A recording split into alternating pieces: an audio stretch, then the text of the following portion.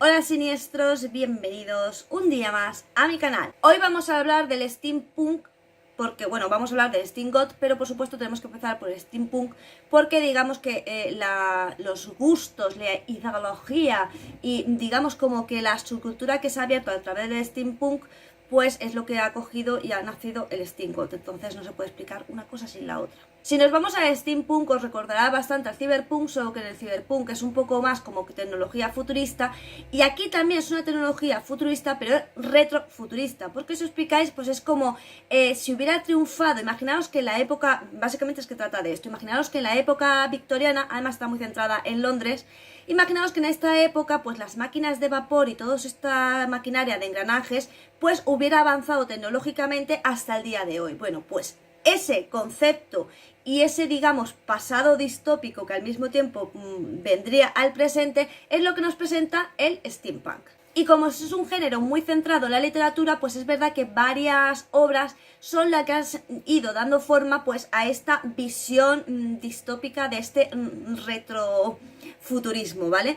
Entre estas novelas, pues por supuesto, las de Julio Verne, por ejemplo, 20.000 viajes de 20.000 lenguas del viaje submarino, de la Tierra a la Luna o París en el siglo XX. Y luego otras súper famosas, que además seguro que os habéis leído, porque yo creo que todos como que nos gustan un poco ese rollo así como futurista, un poco diferente, pues La guerra entre los mundos, El hombre invisible, La máquina del tiempo. Son novelas como súper típicas de las personas que son amantes del steampunk. Por supuesto, en el caso del steampunk no solo es género literario, porque también muchas de estas obras se han llevado al cine y también hay varias películas exclusivas, sobre todo francesas y británicas, que tiran mucho por este subgénero, así que es bastante conocido este rollo. Pero pasa un poquito como con el gótico, ¿no? Que muchas novelas góticas han sido llevadas al cine, por lo tanto ya se considera un movimiento literario y cinematográfico en ambos casos, porque al fin de cuentas es una adaptación. Por supuesto también hay otros autores que han bebido del steampunk, como puede ser Bram Stoker, que lo conocéis perfectamente por Drácula.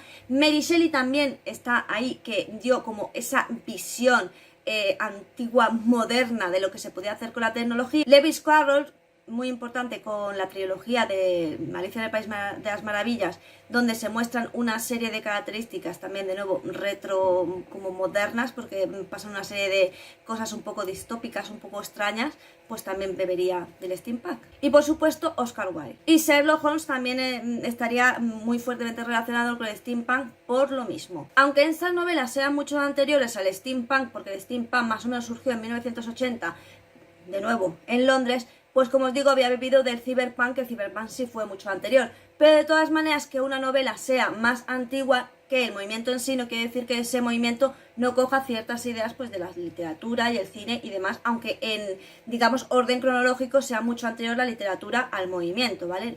No es como la subcultura gótica, ¿no? Que la subcultura gótica pues tiene unos cimientos que se han ido desde muy antiguo hasta desde la Edad Media, pues poco a poco, hasta ir formarse en lo que es la actualidad.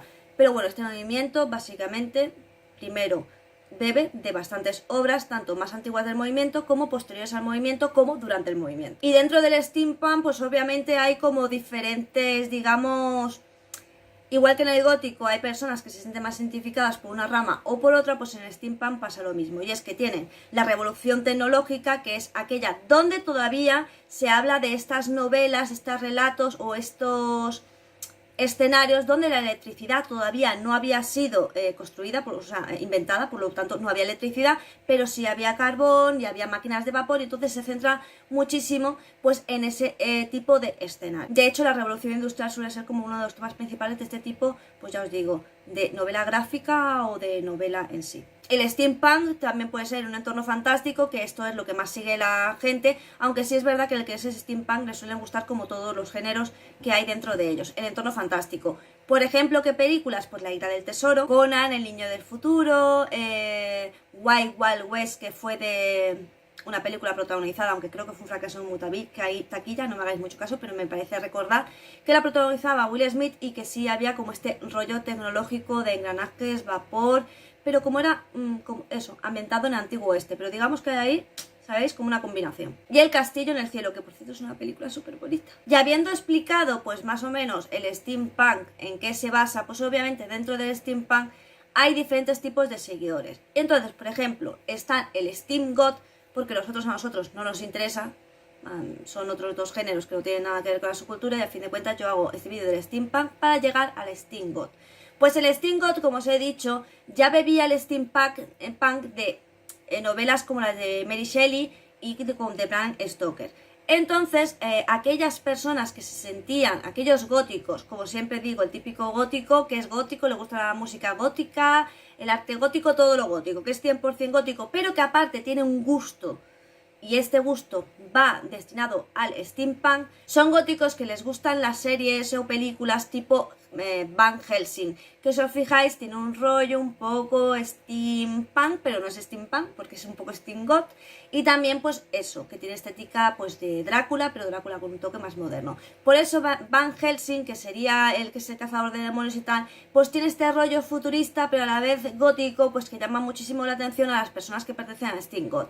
La diferencia de vestimenta principal entre el steampunk y el steamgoth básicamente es el color, y es que si os fijáis en el steampunk pues predomina muchísimo los tonos pues mostaza, amarillos, marrones, caqui, como que esta saga de colores, naranja. Sí es verdad que pueden llevar algún tipo de dorado y tal, pero por ejemplo en el caso de los góticos lo que sí predomina mucho es el negro, y entonces nos podemos encontrar un mismo atuendo totalmente diferenciado entre un steampunk y un steamgoth en el color, y es que normalmente el steamgoth lo que va a ser es totalmente negro.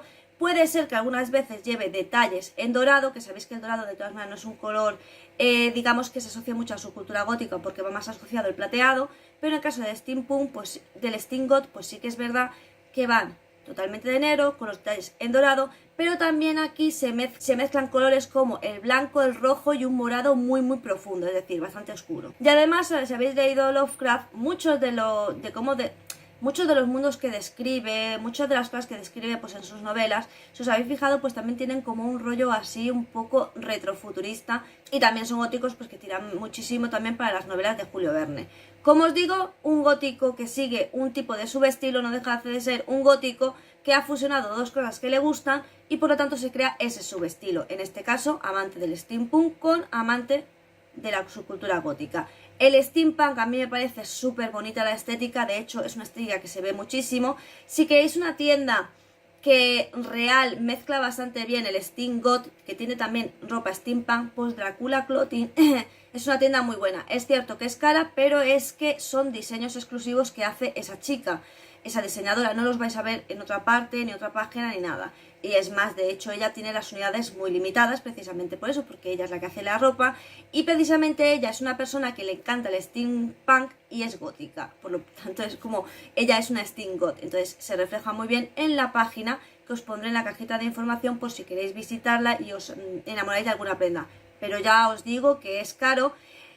La ropa es cara, los complementos no tanto, y pagas un pequeño importe según el pedido que hagas, pues los gastos de envío serán mayores o menores, porque como os digo es una empresa muy pequeñita, pero la ropa merece mucho la pena.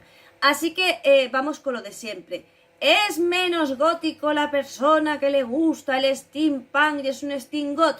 No, los subestilos son personas amantes de la subcultura gótica, amantes de otro tema concreto, que lo fusionan y crean este subestilo. Y además este subestilo de hecho lleva creado mucho tiempo, desde los 50, 60 y en los 70 fue cuando empezó a pegar más fuerte y en los 80 como que ya estaba establecido, así que eso lleva bastante tiempo.